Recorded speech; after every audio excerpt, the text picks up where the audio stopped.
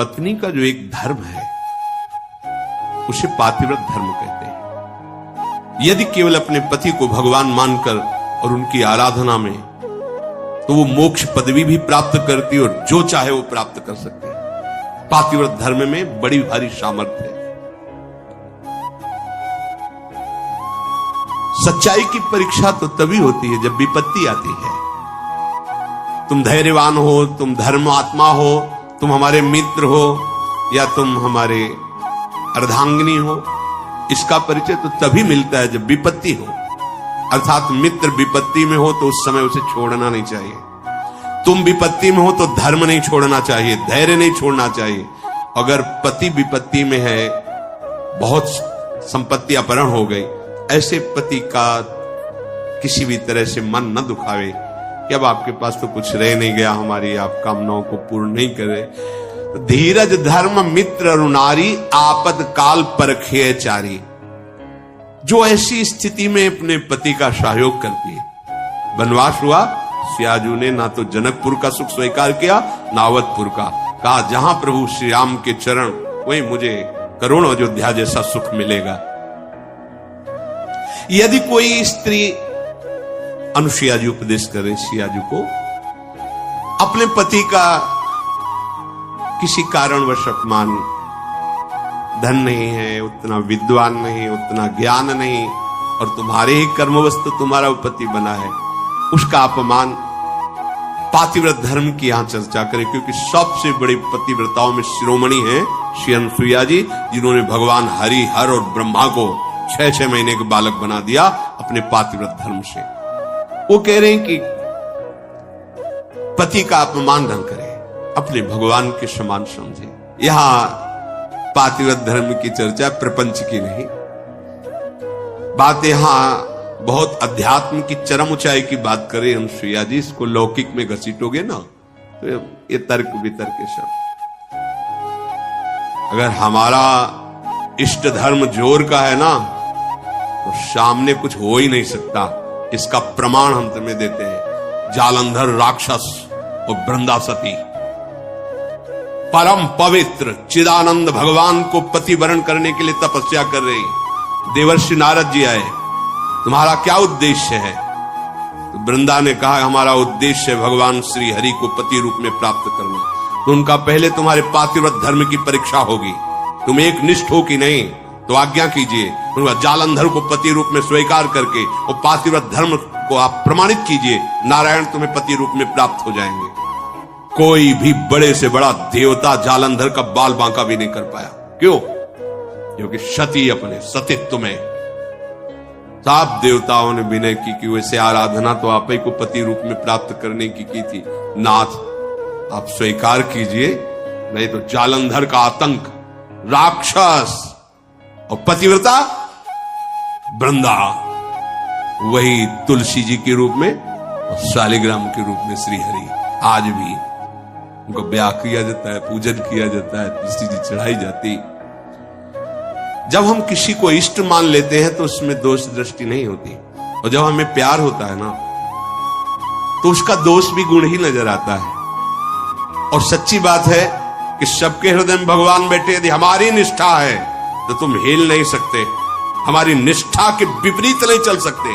जब भगवान नहीं चल पाते तो तुम तो इंसान हो। ये था माम प्रपद्यन्ते तास्ते, मेरे लाला बनकर घुटने के बल हमारे आंगन में चलो तो अनंत ब्रह्मांडों का पिता घुटनों के बल चल रहा नंद बाबा के आंगन में या महाराज दशरथ जी के आंगन। मंगल भवन मंगल हारी, द्रवहुषु दशरथ अजीर बिहारी। दशरथ जी के आंगन में विचरने वाले, कैसी लीला! अनंत ब्रह्मांडों का पिता बालक बन करके, जब वो बन सकता है तो तुम्हारे निष्ठा और पातिव्रत धर्म में वैसे ही चलेगा जैसे तुम विचार करोगे, क्योंकि तुम्हारा पातिव्रत धर्म पवित्र। हमारा क्या होता है कि हम दूसरों के तो दोष फटाक से बोल देंगे। बैक में आप दृष्टि घुमाओ अपने ऊपर, तब लगेगा वो तो कम है। अगर हमारी बात खुल जाए, बहुत ही हम गलत हैं। संत सदैव सत्य स्वभाव वाले साधक उपासक बाहर नहीं देखते, अपने अंदर देखते हैं। अपने दोषों को मिटा दो तो बाहर केवल भगवान या दूसरा कोई है ही नहीं। श्री अनुसुईया जी बड़ा सुंदर गृहस्थी में स्त्री शरीर पुरुष शरीर धारण की, इनको भगवत प्राप्ति का सहज उपाय बताया और यह ऐसी सामर्थ्य। ऐसे लिए स्त्री के लिए एक सुदृढ़ भगवत प्राप्ति का मार्ग है, जो घर परिवार में रह रही अपने पति में भगवान की भावना करना। मेरे पति ही मेरे भगवान हैं, ऐसी भावना से आठों पहर उनकी आज्ञा में रहना। जैसे कोई प्रश्न कर सकता है कि अगर पति ही दुराचारी हो तो शास्त्रों में वर्णन किया गया है कि आप अपने भाव रखिए और फिर विधान जैसा होगा अपने आप दूरी बना दे, क्योंकि आप और आपके पति के बीच में भगवान का भाव है ना, वो संभाल लेंगे, वो आपको बचा लेंगे, वो आपको दूर कर देंगे। ऐसा भी हो सकता है। अलग अलग मायाकृत रूप है और आंतरिक भाव में जाएंगे जब विचार पे, तो आपके ही कर्म का फल भुगताने के लिए ऐसा स्वभाव वाला पति दिया गया है, ऐसी भावना। तो हमारे ही कर्म निश्चित, अपने कर्म के प्रभाव से ही पति का वरण होता है। जैसे हमारे कर्म गायत्री के अनुष्ठान के द्वारा गायत्री जी को प्रसन्न करके जो कन्या प्रकट की थी, उनका नाम सावित्री जी हुआ था। बहुत ही तेजस्विनी राजकुमारी थी। जब वर वरण की बात आई तो उनके पिता ने आदेश किया कि तुम स्वयं घूमो मृत्युलोक में और जो तुम्हें वर पसंद आएगा उसके साथ ब्याह कर दे, इतना प्यार कर दे। और वो गायत्री जी की कृपा से प्रकट हुई थी, इसलिए उनका नाम सावित्री। बड़ी तेजोमयी कांति, अद्भुत ज्ञान, मंत्री और विशाल सेना साथ राजकुमारी वर वरण के लिए। स्वयं तुम देखो, बहुत राजकुमारों को देखा, मन में ही नहीं आया। जंगल से गुजर रही थी, देखा एक लकड़हारा लकड़ी काट रहा है, दृष्टि गई, देखते ही लगाए मेरे प्राणपति, रुक गई। मंत्री से कहा आदर से इनको नीचे उतारो। वो तो क्या अपराध बन गया, सैनिक घेरे हुए हैं, राजमंत्री। हाथ जोड़कर राजकुमारी ने कहा मैं आपको पति रूप में वरण करती हूं। उनका नेत्र हैं आपके, आप देख पा रहे हैं मैं कौन हूं। लकड़ी काट के बेचता हूं और अपने माता पिता की सेवा करता हूं। मेरे पास रहने का ठिकाना नहीं, खाने का, और आपका राज वैभव का। प्रभु मैं राज वैभव को पति नहीं बना रही हूं, आपको पति रूप से वरण। मेरा मन मान गया है, मेरा मन राजी हो गया है आपको देख के, आपके सौंदर्य को, आपके गुण को, आपके घर को, आपके वैभव को देखकर मैं पति नहीं बना रही, मेरा मन मान गया है। आपके माता पिता कहाँ हैं? बोले जंगल में एक झोपड़ी में विराजमान। ठीक है, मंत्री से कहा ये स्वीकृत है, मुझे पूरी जानकारी ली, वापस लो। जब वापस गए तो वहां बैठे हुए थे देवर्षि नारद जी। आओ बेटी। राजा ने कहा वर वरण किया? हां। मंत्री ने पूरी बात बताई। देवर्षि नारद जी ने कहा नहीं नहीं नहीं, गलत हो गया। तो बोले आप यही देख के तो कह रहे होंगे ना कि घर नहीं है, संपत्ति नहीं है, तुम राजकुमारी हो, कैसे निर्वाह होगा, ये सब मैं जान रही हूं, नहीं है उनके पास। बोले नहीं, एक बात और है, वो ज्यादा दिन जीवित नहीं रहेंगे, 1 वर्ष में उनकी मृत्यु का योग है, वो मर जाएंगे। बहुत है, ये देखो निष्ठा, देखो बहुत है 1 वर्ष। अगर मैं एक दिन भी उनके नाम का सुहाग भरने को पा गई तो आज जीवन निर्वाह कर जाऊंगी उनके लिए। कैसा हमारा देश यति और सतियों का देश है।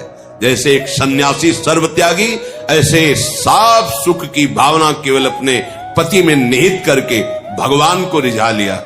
ये वो पातिव्रत धर्म है।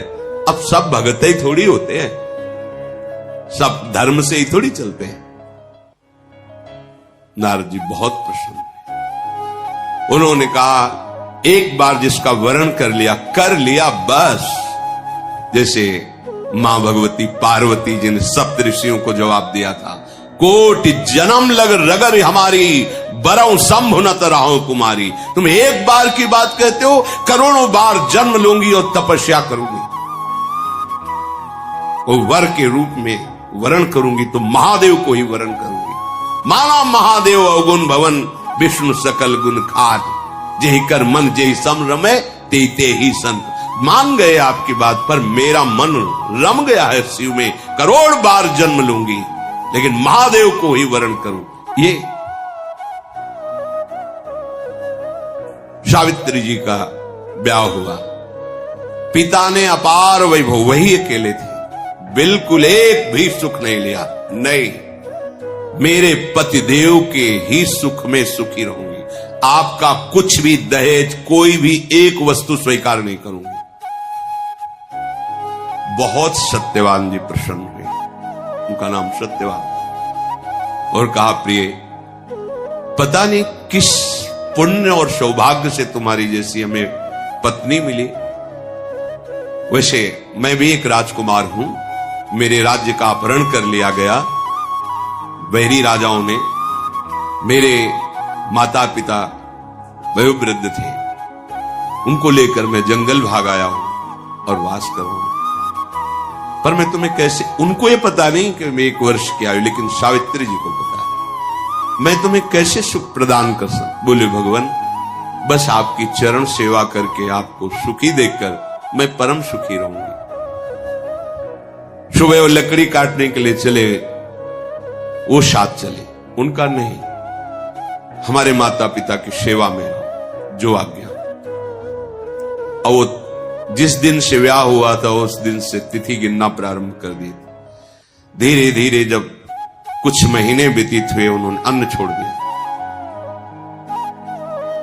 सत्यवान ने पूछा क्यों? बोले हमारी कुछ मन में ऐसी कामना है कि मैं नियम पूर्वक रहूं।